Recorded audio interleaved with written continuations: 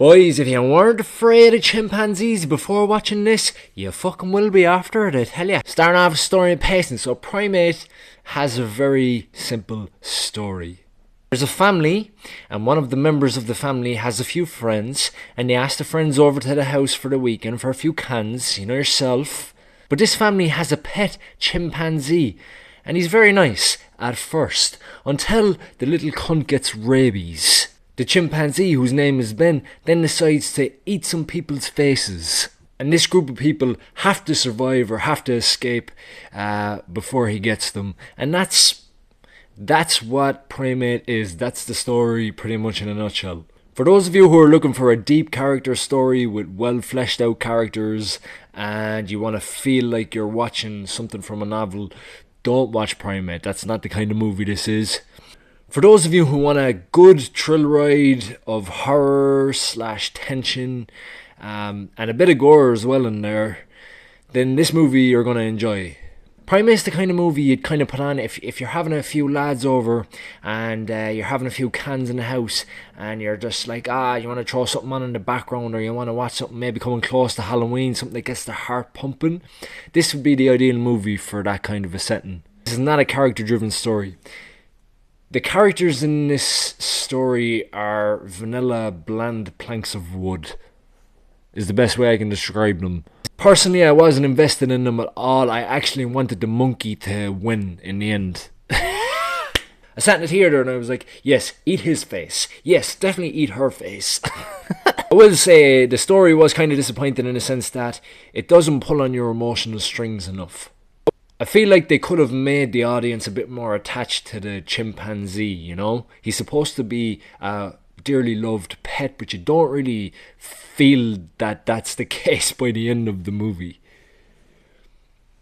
And I feel like it was such an easy way to kind of add a bit of an emotional twist in there to maybe give us a couple of flashbacks when he was a baby and he was playing with the kids when he was a baby, or something to get the heartstrings going, but there's none of that. This movie is just... the fucking ape gets fucking rabies and just goes fucking wild, and that's it. Like, there's no emotional regret or anything like that, and it's disappointing, you know. The story lacks that kind of substance. Horror is good though, and it's well paced. That being said, moving on to the pacing, the movie is about an hour and 20 minutes long, so it doesn't overstay its welcome. It takes about 15 to 20 minutes to really get going, but after that point, it's really non-stop. It's just go, go, go, go, go. And I like that. The movie, in a way, knew what it wanted to be and what it wanted to do, and it successfully did that, in my opinion. I'm going to give story and pacing for Primate a 2.5 out of 5. Definitely the weakest part of the movie. Moving on to the visuals, however, definitely the strong point of the movie. So Ben the Chimp, he's done with practical effects. As far as I know, he's an animatronic. And because they made this great decision, which in my opinion made this movie as good as what it was, every sequence involving the chimpanzee was very scary. Every time he's on scene, he looks scary. He looks like he's gonna just ruin you. There's a couple of great sequences that they use in this one property, which is where the whole movie is based, by the way. And they really use the property to their advantage. Every single room in this property gets used, at least in some point of the movie, it feels like. There's one sequence involving a wardrobe or like a closet, and it's a great sequence, very tense. I loved it. Keep an eye out for that one. The camera work is also fairly impressive in the movie. There's some great different angles and shots of the ape and of the characters. There's one great shot involving a swimming pool, and the camera is kind of on a spindle and like spinning around the swimming pool, and I thought it was a really nice touch, a really nice twist on what could have been a very simple shot to do. The gore also looks really good. It's got that slasher almost vibe where every kill is kind of creative and gory, but not too gory, but gory enough to kind of get you laughing or get you giggling. Hearing the reactions of the people in my theatre to the gore was kind of half as entertaining as watching the actual gore itself. The movie doesn't use much CGI, however there is one sequence involving a cliffside that I thought was CGI as fuck.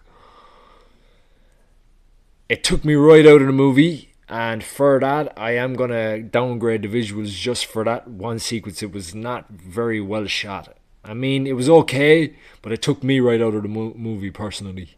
Visuals definitely the strong point for Primate. I'm going to go 4 out of 5. Lastly, the sound and score. I think the movie sounded great. The monkey sounded great. He sounded scary.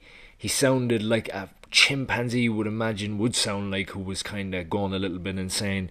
And he's creepy. It creeped me out, man. The sound of the movie helps with the visuals a lot.